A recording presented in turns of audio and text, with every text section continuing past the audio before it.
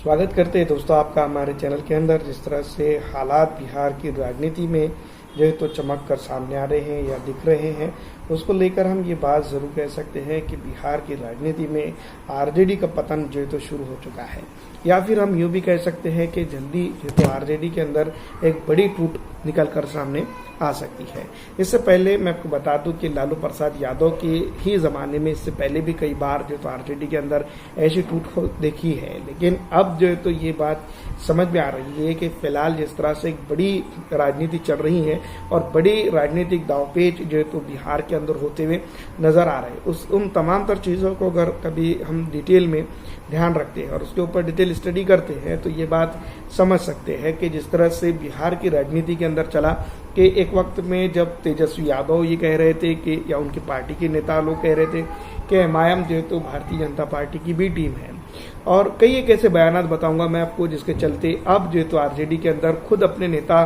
के बड़े नेता के खिलाफ कहीं ना कहीं अंदरूनी तौर पर एक असमंजस क्रिएट हो रहा है। और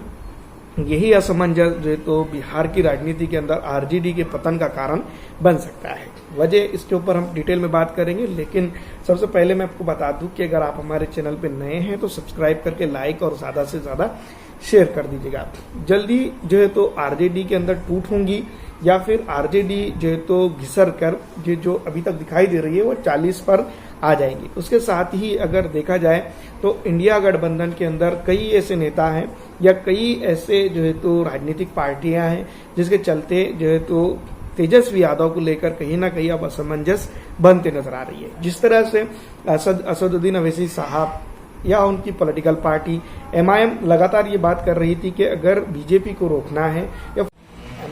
एमआईएम की बात अगर करें तो लगातार एमआईएम ये बात कर रही थी कि उनको साथ लेकर जो है तो बिहार की राजनीति जो है तो मुमकिन नहीं है, लेकिन आरजेडी को पता नहीं क्या था कि वो सीधी तौर पर ये बात कहते हुए नजर आ रही थी कि वो उनके साथ गठबंधन नहीं करेंगे, और यही गठबंधन जो है तो ना करने के चलते जो है तो कहीं ना कहीं इस बार विधानसभा चुनाव के अंदर हम ये ज़रूर कह सकते हैं कि आरजेडी को इसका बहुत बड़ा खमियाजा भुगतना पड़ सकता है, क्योंकि हमारा तमाम ही जानते हैं कि आरजेडी जिस वोटों के बैसाखी के जरिए चल रही है वो मुस्लिम वोट है, और मुस्लिम वोट जो है तो ये बात ज़रूर जान चुका है कि आरजेडी जो है तो मुसलमानों का वोट तो चाहती है, लेकिन मुसलमानों की राजनीति या मुसलमानों को राजनीतिक तौर पर जो है तो मजबूत होने नहीं देना चाहती है। इसी के चलते अब इन दिनों जिस तरह के हालात बिहार की राजनीति के अंदर बन पड़े हैं, उसके चलते जो है तो आप कहीं ना कहीं आरजेडी के कई बड़े नेता ये बात तो ज़रूर सोच रहे होंगे कि ऑल इंडिया मजलिस इत्तेहादुल मुस्लिमीन को साथ नहीं लेने के चलते जो तो इस बार विधानसभा चुनाव के अंदर एक बड़े हार की तरफ वो जो है तो जा रहे हैं। लेकिन दोस्तों, जिस तरह से हम और आप जानते हैं कि पिछली विधानसभा चुनाव और अब के विधानसभा चुनाव के अंदर कई बड़े अंतर थे, और इस तमाम तरह के अंतराल को जो है तो आरजेडी ने समझना चाहिए था, जो कि वो नहीं समझ पाई, और बिहार की गद्दी के साथ साथ जो है तो सेंट्रल की गद्दी भी उनके हाथ में आ सकती थी, लेकिन ऐसा नहीं हो पाया। और अब जो है तो ऑल इंडिया मजलिस इत्तेहादुल मुस्लिमीन की तरफ से जिस तरह से बयानबाजी की जा रही है कि वो आने वाले विधानसभा चुनाव के अंदर सीधी तौर पर जो है तो 100 सीट के ऊपर लड़ेगी, तो ये 100 सीट कहीं ना कहीं ये बात हम जरूर जान ही लीजिएगा कि ये बिहार की राजनीति के अंदर जो है तो काफ़ी नुकसान दे सकती है, और ये नुकसान सीधी तौर पर जो है तो बिहार की तरफ से जो है तो होगा। और इंडिया गठबंधन जो है तो सेंटर की जो राजनीति सोच रहा है, जिस तरह से सोशल मीडिया पर अलग अलग प्लेटफॉर्म के ऊपर भावी प्रधानमंत्री या नेक्स्ट प्रधानमंत्री राहुल गांधी को बताया जा रहा है, तो ये अब जो है तो ख्वाब ही रहेगा। अभी 5 साल तो जो तो मोदी थर्ड जो तो 3.0 पूरा कंप्लीट कर ही लेंगे, लेकिन अगर ऐसा नहीं होता, आरजेडी को जो तो साथ में आरजेडी जो तो एमआईएम को बिहार के अंदर साथ में ले लेती, तो यहाँ पर कुछ ऐसा मामला हो सकता था कि ये विधानसभा के अंदर या इस इलाके के अंदर या इस क्षेत्र के अंदर जो तो एमआईएम साथ में रहती, तो सेंट्रल के अंदर भी जो तो साथ में रह सकती थी। लेकिन एमआईएम ने कभी भी जो तो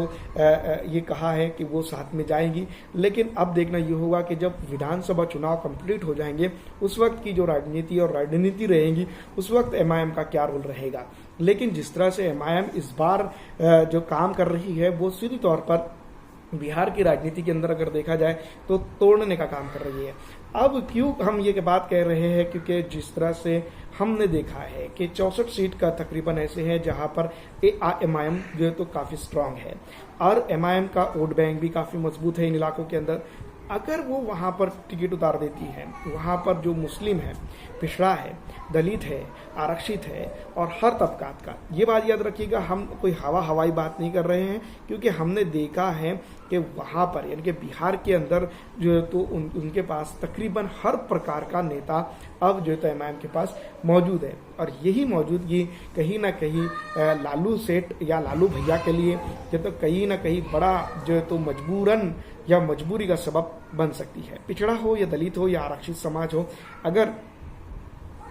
वो एमआईएम के साथ चल जाता है तो दोस्तों ये बात याद रखिएगा, इस बार विधानसभा चुनाव के अंदर एक बड़े बदलाव की उम्मीद जो है तो ख़त्म कर दी जा सकती है, क्योंकि ऑल इंडिया मजलिस इत्तेहादुल मुस्लिमीन चाहती भी यही है कि वो गठबंधन में रहें, लेकिन अगर उसको गठबंधन में नहीं लिया गया तो बड़ा डैमेज तो ज़रूर करेंगी। ये बात जो उन्होंने अपने कई एक भाषणों के अंदर प्रूफ कर दिया है। और उसके बाद जो जिस तरह से जनता उनके साथ अटैच हुई है, बिहार की जनता ये बात समझ चुकी है। समझे क्यों ना हो, क्योंकि हम और आप जानते हैं कि जिस तरह से मुस्लिमों का, पिछड़ों का, आरक्षित समाज का जो बिहार के अंदर हाल किया गया है, जो उनको मजबूर है हर तीसरा चौथा व्यक्ति जो है तो बिहार से निकलकर दूर दराज के इलाकों के अंदर जाकर जो है तो रोजी रोजगार हासिल करना चाहता है। तो ये वजह सिर्फ और सिर्फ मौजूदा जो बिहार की गंदी राजनीति है उसके चलती है, क्योंकि ये बिहार की जो राजनीति जिस तरह से कर दी गई है, वहाँ का एक तरह से देखा जाए तो पूरा युवा हो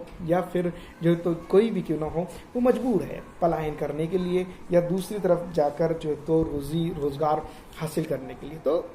कहीं ना कहीं ये बात जो तो समझने की ज़रूरत है। और यही बनावटी चीज़ें जो आरजेडी ने की है, अब उसके लिए ये भारी ज़रूर पड़ेगा, क्योंकि आरजेडी का जो बोल है, आरजेडी के बोल अलग है और आरजेडी का बोल अलग होने के चलते और आरजेडी की करनी अलग होने के चलते जनता काफ़ी चीज़ें समझ चुकी है। और यही जो तो आने वाले दिनों के अंदर आरजेडी के लिए एक बड़े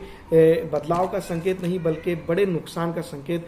समझा जा सकता है। इसी बीच में जो तो कई एक ऐसी चीज़ें हैं जिसको लेकर जो तो लगातार आरजेडी राजनीति करते हुए नज़र आ रही हैं कि वो जो तो हैदराबाद में जाके लड़े या हैदराबाद के अंदर जो है तो वो उनके साथ उनको सीट दे। तो हैदराबाद की इंडी गठबंधन के अंदर एमआईएम नहीं है कि बेतुके जवाब और बेतुके सवाल जो है तो आरजेडी के नेता तेजस्वी यादव, जो छोटे पप्पू जिसको हम कह सकते हैं, वो जो है तो कर रहे हैं। कि कहीं ना कहीं ये बात को उनको ये समझना चाहिए कि आरजेडी जो है वो बड़ी पार्टी है बिहार के अंदर और तेलंगाना के अंदर बड़ी पार्टी है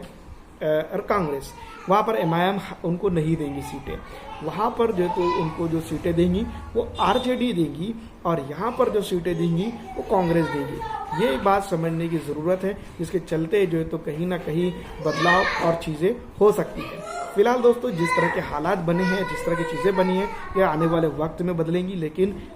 एमआईएम के चलते आरजेडी 40 सीटों पर सिमट रही है, ये बड़ी बात है। फिलहाल इस वीडियो में इतना ही।